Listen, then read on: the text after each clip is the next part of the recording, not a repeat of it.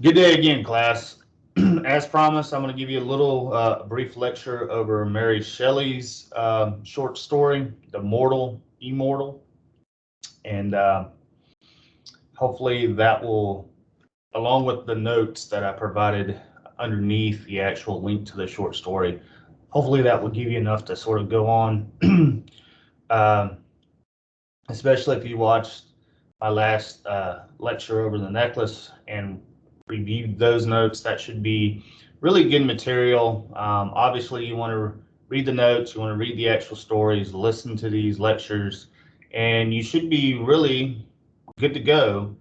I hope for the first quiz that's going to be due by 11:59 this coming Sunday. So what I want to do is go ahead and we're going to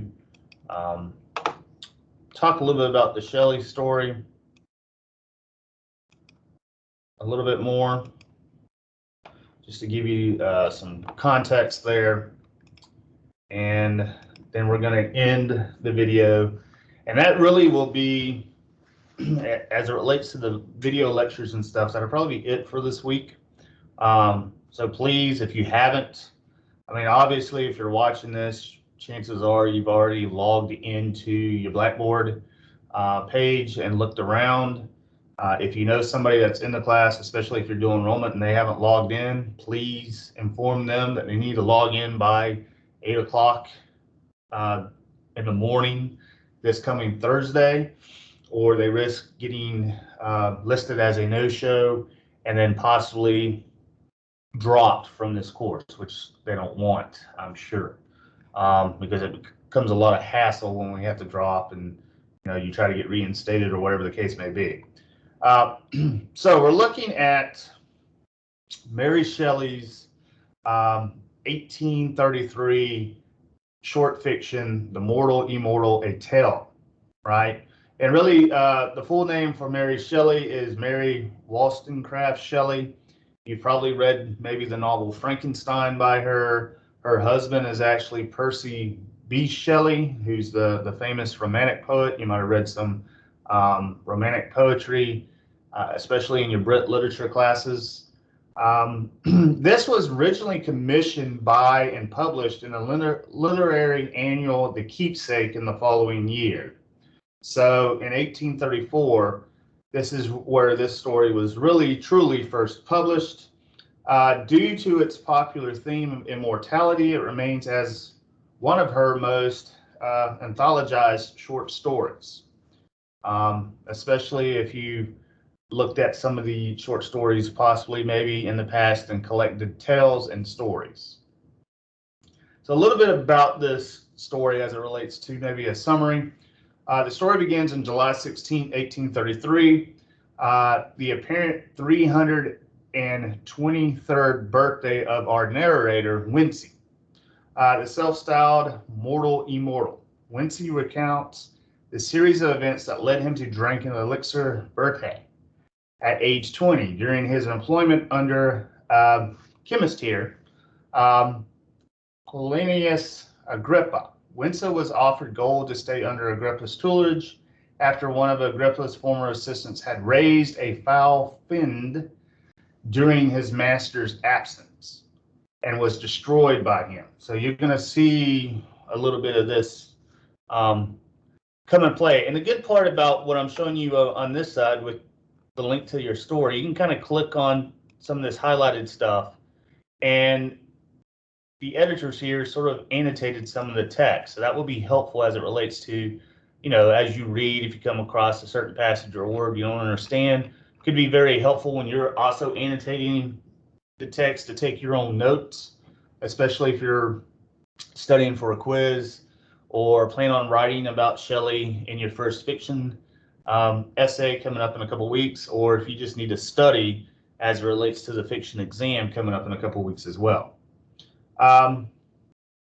Wincy is terrified but accepts. The story then briefly flashes back to Wincy's youth, where he details the life of his childhood friend and neighbor, an orphan girl named Bertha, who was taken in by a rich old woman living in an extravagant castle nearby. close in their youth, age and economic disparity has since separated the two. Bertha turns her attention on more affluent suitors, and Wincy continues to work for Agrippa. As Agrippa makes further advancements in his work, he begins to consume so much of Wincy's time that Wincy is one day unable to keep a date with Bertha. And she, I quote here from the actual story, vowed that any man should possess her hand rather than he who could not be in two places at once for her sake. Jealousy begins to consume Wincy, unbeknownst to his master Agrippa, who continues to focus all his efforts on a particular potion. Devoid of sleep, Agrippa requests Wincy to watch the potion's development overnight, to wake him if it changes, and under no circumstances should he drink the liquid, offering him the warning that it will cure love, which Agrippa believes Wincy would avoid at all costs. This effect is precisely what Wincy desires. So Wincy actually wants to be in love. He is sort of tired of being overworked. He sort of misses his little relationship or friendship at that point with Bertha, but he's sort of under Agrippa's employment here. So when the potion changes, Wincy drinks it, but only half before dropping it by accident. Instead of removing his love for Bertha, Wincy finds his emotions to be inflamed and multiplied.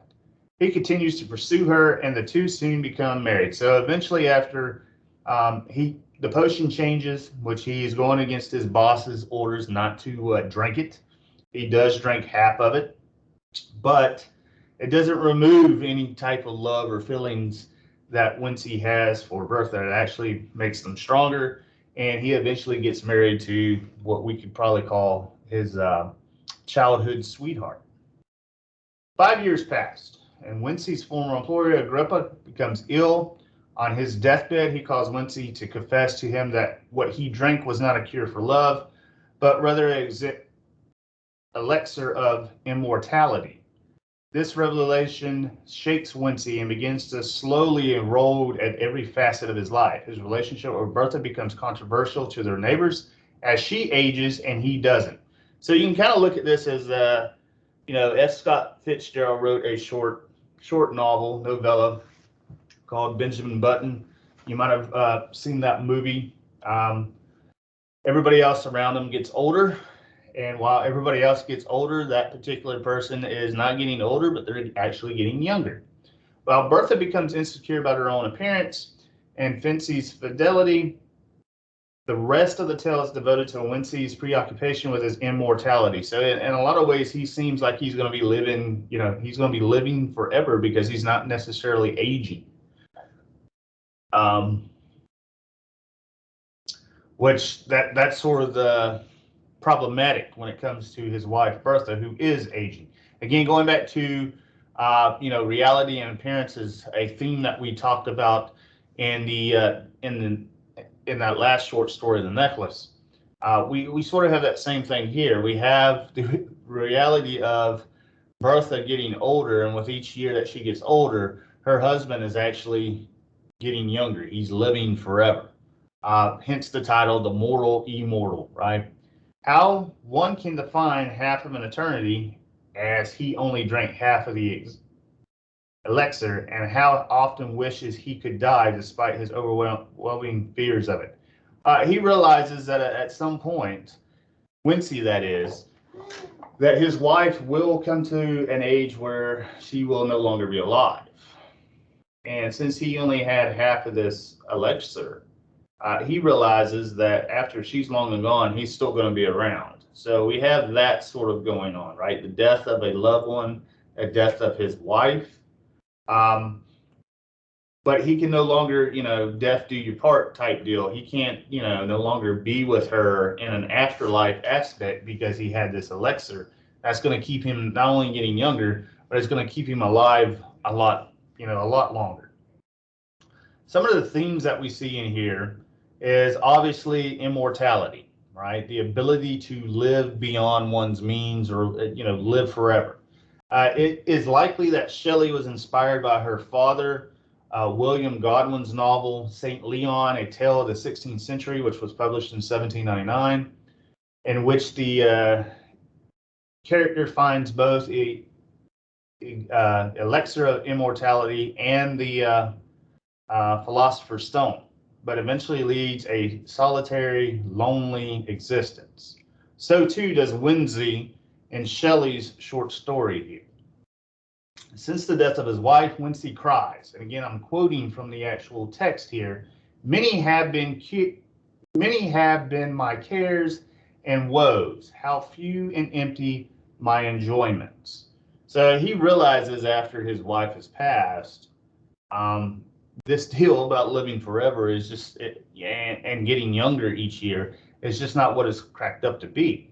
Wincy's thought to turn to suicide, and he continuously struggles over whether it, again quoting from the text, would be a crime and one to whom thus only the portals of the other would be open. Insurmountable idea of immortality destroys the possibility of experiencing life, which is paradox. This is a paradox. With all of the time in the world to enjoy life, one becomes overwhelmed or completely dissatisfied. Windsor is incapable of thinking of goals other than those that relate to the hastening of his death, and increasingly finding himself as an outcast from his fellow man, mostly due to the fact that they can die and he cannot. So he can't really relate to the mortal human being. He can't relate to somebody like you and I who, when we are birthed, at some point, there is an expiration date. We will die at some point. Wincy can't. Bertha, his wife, did. And that's where he, sort of has this, you can call it depression, you can call it sort of a breakdown, because everybody else around him will eventually die. He will be the only one that sort of is remaining on Earth because he had that elixir and he can't die. Wincy experiences another enigmatic facet of his immortality in that he envies the mortality of others. But he states that, again, a quote from the passage, the more I live, the more I dread death, likely due to the experiences and seeing the death of so many people over the years, including his great love, Bertha. One of the major motivations for Wincy to write his story is to create a tangible warning for future generations, to cause others on their search or desire for immortality. So he's wanting you to learn, or he's wanting folks to, when they read his story, not to wish for this, I want to live forever type mentality. I want to be immortal. Because again, it's painful to see those that are passing and going to an afterlife, if that's something that you believe, and you can no longer join them because you had half of this elixir that will keep you younger from each passing year, but also to keep you from dying. So that's sort of the crux here that we're looking at. One of not only for the ways in which it ruined his own life, but also consumed his master's life as well. Because again, Agrippa dies, and he was in the process of trying to find such a drink elixir to be able to remain alive. But of course, his master was not able to drink it. So he does eventually die. A little bit of history as it relates to this particular theme in this text. A recurring theme in Shelley's text, especially in her body of short stories, is the role that people play in crafting history. In the moral immoral, it is specifically the way that people are unable to manipulate their own history and by extension their legacy. Wincy is writing his story not only to serve as a warning or a mortal tale. So again, when we looked at the necklace, there was a mortal tale there about beauty, right? The appearance of wealth and reality. So we also have that mortal or moral tale here as well. but also because he admits to having a miserable vanity and an intense desire to make sure that he leaves a name for himself. Um, he wants to leave this name from himself if he is indeed able to die. Wincy's 3 centuries on Earth would not only be a waste of time because he seemed to do very little of merit or interest, but most importantly because no future generations would know that he was able to live for a lifetime previously thought to be impossible. Wincy's need for his name to be recorded as one of the most famous among the songs of men is also highly selfish, as he seems to be taking glory for doing nothing but simply living, and in doing so, neither credits or even mentions Agrippa as the man who created the elixir which gave Wincy such an extended life. So he's kind of selfish there at that point because he's living, right. He's already lived over nearly 330 years when this story sort of opens up. But he doesn't really give too much credit to his master at that point, who actually helped him achieve that by creating that elixir. So he is, again, we think of the female protagonist in the necklace as being, her vanity was that she wanted to be beautiful, rich, and have all, everything wealthy, right? Everything evolved around money, to be able to have that appearance, to be able to wear the clothes, to be able to look the part as being rich, even though she was middle class and then eventually became into poverty because she was trying to pay back some money for a fake necklace, basically. His vanity at this point, meaning Wincy's, is this extended life, even though he hates the fact that he's getting older, but he's not really looking older. He's living a longer life, right? 320 some years. He's not looking the part, right? Because usually most folks can't live 320 some years. But he's not really giving credit to, the particular person that helped make that happen. But at the same time, he's sort of in this depressed state because he's lived all this time and he's worried all about everybody else dying around him, but the fact that he can't die. He is simply not really doing anything but living, right? He's not really contributing to the fact, of world peace or, trying to find a cure to this particular disease. He's just sort of going through the motions of day by day, year by year, without really, number wise, he's getting older, but he's not really appearance wise. He looks either the same or he's getting younger with each year. His vanity echoes the speeches of Victor Frankenstein in Shelley's most famous novel of the same name. In particular, the scene where Captain Walton's ship is trapped in the Arctic. So if you remember, maybe in high school, possibly junior or senior year, you probably read Frankenstein at some point, I hope. So you see a lot of these same themes that you would see in Mortal, Immortal in the actual novel. So Frankenstein urges the man on the ship to seek glory, for they will be, and I quote here again, this time from the actual novel Frankenstein, held as benefactors of your species, and to have their name adored. Both Wincy and Frankenstein are in complete control of the way that their life is recorded. Both are able to decide how they wish to present themselves and those around them, leading to a biased history to be consumed as fact. So we have a lot of that going on even today about misinformation, disinformation, false news, fake news. Changing the way history was 10, 20, 30 years ago. We start to see a little bit of that play out, not only in Shelley's short fiction that we're reading here, but you also see that in relation to Frankenstein in that particular novel as well. So again, yes, that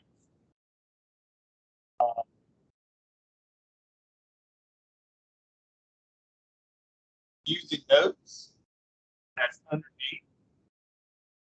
the actual story. Make sure that you read the notes, necklace, and look at the lecture video that is here. You know, I leave it at that. Like I said, um,